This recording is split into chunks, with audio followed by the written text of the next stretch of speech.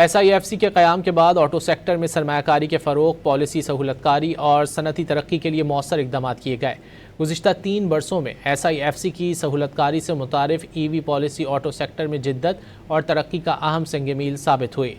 SIFC کی معاونت سے سرمایہ کاروں کا اعتماد بحال ہوا اور پاکستان کو آٹو سیکٹر عالمی کمپنیوں کے لیے پرکشش مارکیٹ بن کر ابھرا۔ کاروبار دوست ماحول کے باعث عالمی آٹو برانڈز نے پاکستان میں جدید گاڑیوں اور الیکٹرک وہیکل ٹیکنالوجی متعارف کرانے کا آغاز کیا۔ BYD، GAC، چنگان، ڈینزا، اوموڈا اور جیکو جیسے عالمی برانڈز پاکستان میں اپنی موجودگی بڑھا رہے ہیں۔ لکی موٹر کارپوریشن اور گوانگزو آٹو موبائل گروپ کی شراکت داری آٹو سیکٹر پر عالمی اعتماد کی عکاس ہے۔ SIFC کی سہولت کاری سے آٹو سیکٹر روایتی مینوفیکچرنگ سے جدید اور ماحول دوست موبلٹی کی جانب منتقل ہو رہا ہے۔ پاکستان کی آٹو انڈسٹری سالانہ 5 لاکھ یونٹس پیداواری صلاحیت کی استعداد رکھتی ہے۔